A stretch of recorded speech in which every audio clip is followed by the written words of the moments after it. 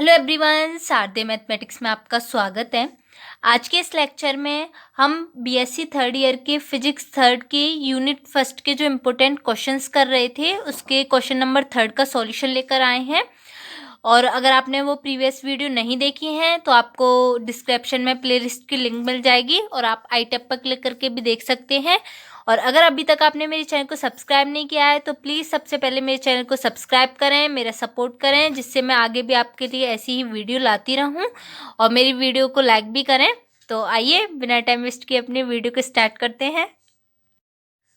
Question है हमारा, PN संधि डायोड की अग्र अविनति तथा पश्य अविनति में कार्यविधि को समझाइए तथा इसके अभिलक्षणों का वर्णन कीजिए। तो काफ़ी इंपॉर्टेंट क्वेश्चन है ये हमारा। अग्र अविनति तथा पश्य अविनति की कार्यविधि हमें समझानी है। तो देखिए, या फिर आपसे एक क्वेश्चन इस तरीके से भी आ सकता है कि पीएन संधि में होने वाले धारा प्रवाह का वर्णन कीजिए। तो कुछ भी आए आपको यही लिखना है। तो पीएन संधि डायोड में धारा प्रवाह की प्रक्रिया क्या है? धारा प्रवाह की प्रक्रिया, पीएन संधि डायोड में संधि पर रोधिका क्षेत्र के कारण पी क्षेत्र से किसी होल को तथा एन क्षेत्र से किसी इलेक्ट्रॉन को संधि पार करने के लिए ऊर्जा ईवीबी की आवश्यकता होती है। कहने का मतलब है, जो हमारा पीएन संधि डायोड है उसमें रोधिका क्षेत्र के जो कारण है, अगर हमारा पी क्षेत्र से कोई होल एन क्षेत्र की ओर जाए और एन क्षेत्र से कोई इलेक्ट्रॉन पी क्षेत्र की ओर आने की कोशिश करे तो उसके लिए उसे ईवीबी की ऊर्जा की आवश्यकता होती है। और यहाँ पर जो वीबी है वो क्या है? हमारा रोधिका विभव है। अतः बाह्य वैद्युत वाहक की अनुपस्थिति में संधि डायोड में कोई वैद्युत धारा नहीं बहती है। यदि संधि डायोड को किसी बैटरी से जोड़कर आवेश वाहकों को संधि पार करने के लिए आवश्यक ऊर्जा प्रदान की जाए तो संधि डायोड में धारा बहने लगेगी। तो क्या कह रहा है कि अगर हमारे पास वैद्युत वाहक बल अनुपस्थित होगा तो वहां पर कोई धारा नहीं बहेगी। और यदि हम उस डायोड को किसी बैटरी से जोड़ दें और तब हम उससे क्या कर सकते हैं, आवश्यक ऊर्जा प्रदान की जाए तो संधि डायोड में धारा बहने लगेगी। ठीक है। तो पीएन संधि डायोड को बैटरी से दो विभिन्न प्रकारों से जोड़ा जा सकता है, जिसके अनुसार पीएन संधि दो प्रकार की कहलाती है। तो पीएन संधि डायोड को बैटरी से दो तरीके से जोड़ा जा सकता है। उसी के कारण पीएन संधि हम कितने प्रकार की बोलते हैं? दो प्रकार की। एक होती है अग्रवनिति और एक होती है पश्चवनिति। ठीक है।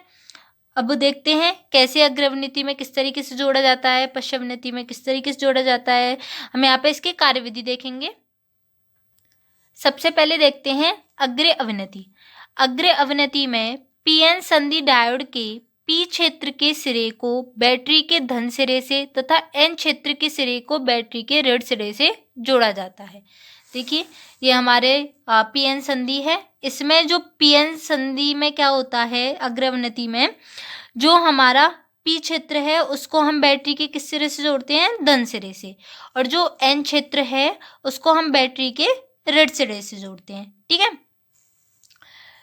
इस दशा में बैटरी द्वारा संधि पर आरोपित विभवांतर बी रोधिका विभव वी बी का विरोध करता है और संधि को अग्र अवनत या अग्रवायशित कहा जाता है। इसमें जो संधि पर आरोपित होगा विभवांतर वो रोध का विभव वी बी का क्या करेगा? विरोध करेगा। और इस प्रकार की संधि को क्या कहा जाएगा? अग्र अवनत संधि या फिर अग्रवायशित संधि। ठीक है।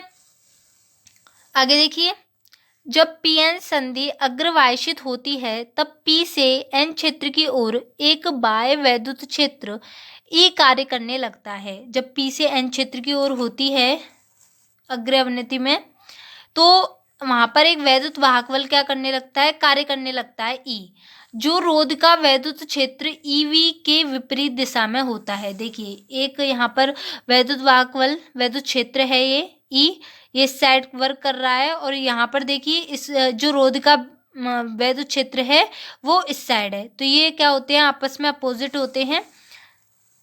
यह बाह्य वैद्युत क्षेत्र पी क्षेत्र के होलों पर तथा एन क्षेत्र के इलेक्ट्रॉनों पर एक बल आरोपित करता है। पी क्षेत्र में हमारे क्या होते हैं? ये होल होते हैं। और एन क्षेत्र में हमारे इलेक्ट्रॉन होते हैं। इन पर ये रोध का विभव क्या करता है? एक बल आरोपित करता है, जिसके फलस्वरूप पी क्षेत्र के होल एन क्षेत्र की ओर तथा एन क्षेत्र के इलेक्ट्रॉन पी क्षेत्र की ओर विचलित होने लगते हैं। जब इन पर बल आरोपित होता है, ये वैद्युत क्षेत्र जब बल आरोपित करता है इस पर, तो क्या होता है, जो पी क्षेत्र के होल होते हैं वो एन क्षेत्र की ओर जाते हैं और एन क्षेत्र के जो इलेक्ट्रॉन है वो पी क्षेत्र की ओर आते हैं। ठीक है, इस प्रकार पीएन संधि डायोड में धारा बहने लगती है, जिसे हम क्या कहते हैं, विसरण धारा। अब हम बात करते हैं पश्य अवनति में। तो पश्य अवनति क्या है? पश्य अवनति में पीएन संधि डायोड के पी क्षेत्र के सिरे को बैटरी के ऋण सिरे से तथा एन क्षेत्र के सिरे को बैटरी के धन सिरे से जोड़ा जाता है। तो इसमें क्या होगा, पश्य अवनति में जो हमारे संधि डायोड होता है उसके पी क्षेत्र को तो बैटरी के ऋण सिरे से जोड़ेंगे और एन क्षेत्र को बैटरी के धन सिरे से जोड़ेंगे, और जो हमारा अग्रवनीति था उसमें उल्टा था, उसमें पी क्षेत्र को धन सिरे से था और एन क्षेत्र को ऋण सिरे से था। ठीक है, यहाँ पर ये देखिए डायग्राम दे रखा है आपको, ये पी एन संधि है और यहाँ पर जो पी सिरा है उसको हम ऋण सिरे से जोड़ेंगे और एन क्षेत्र को किससे जोड़ेंगे, धन सिरे से।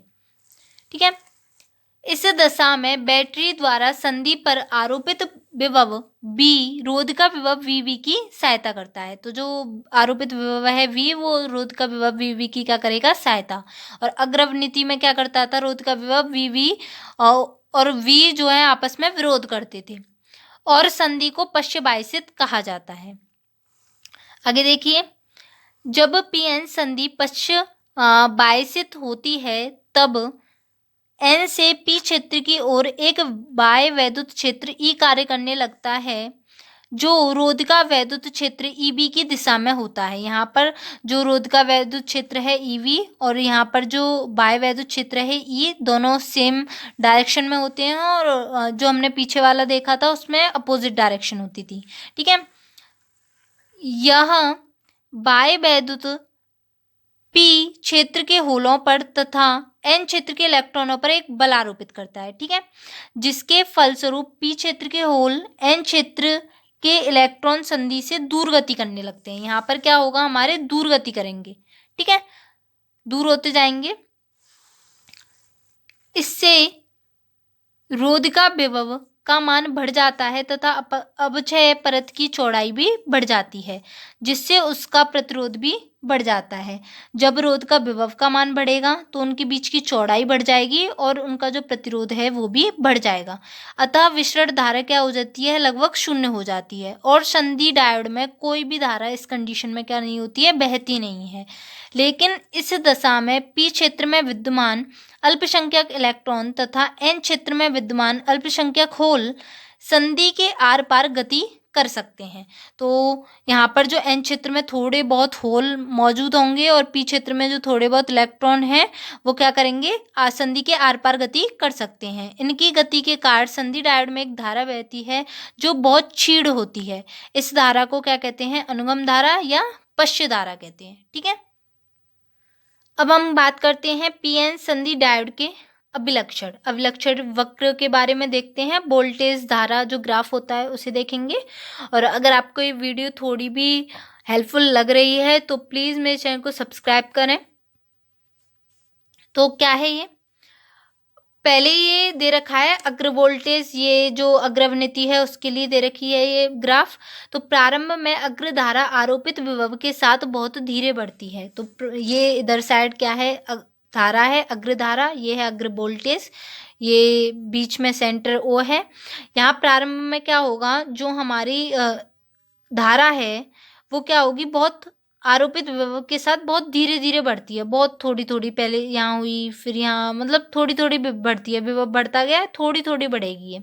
ठीक है, जब अग्र विभव का मान रोध का विभव वी बी से अधिक हो जाता है तो अग्र धारा बहुत तेजी से बढ़ती है। यहाँ पर आपका वी बी है, तो जब इससे अधिक हो जाता है इसका मान, वोल्टेज का मान, तो जो धारा है वो हमारी तीव्र गति से बहने लगती है।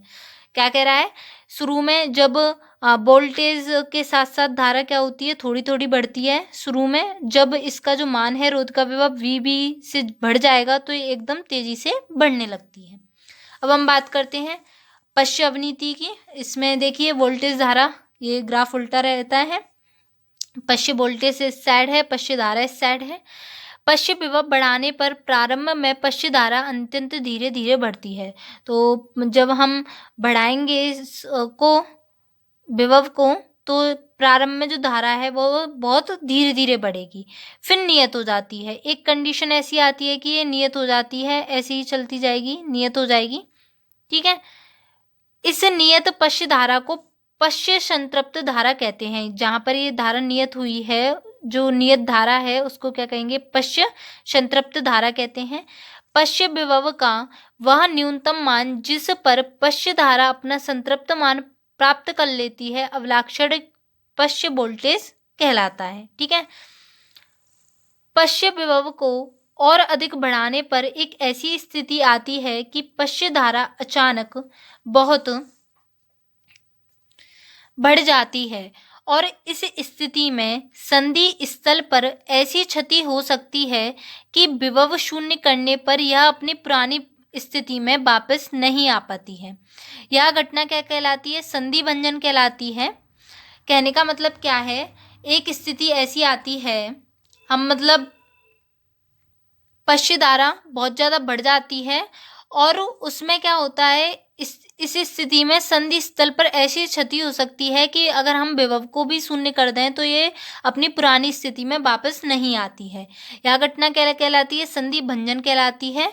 और पश्य विभव का वह क्रांतिक मान जिस पर संधि भंजन होता है भंजन विभव कहलाता है। तो पश्य विभव का वह क्रांतिक मान जिस पर संधि क्या होगी, भंजित होगी, भंजन होगा संधि का, उसे हम क्या कहेंगे, भंजन विभव।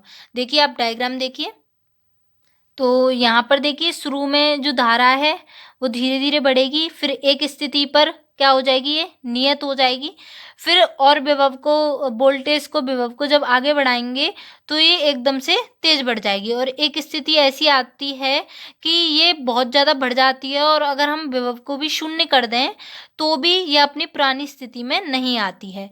ये क्या हो जाती है, ये वाली जो विभव होता है उसे हम भंजन वोल्टेज कहते हैं। ठीक है, आई होप आप सभी को ये एकदम अच्छे से समझ में आया होगा। और अगर आपके लिए ये वीडियो थोड़ी भी हेल्पफुल रही हो तो प्लीज़ मेरे चैनल को सब्सक्राइब करें, मेरा सपोर्ट करें। मैं आगे भी आपके लिए ऐसी वीडियो लाती रहूँगी। Thanks for watching.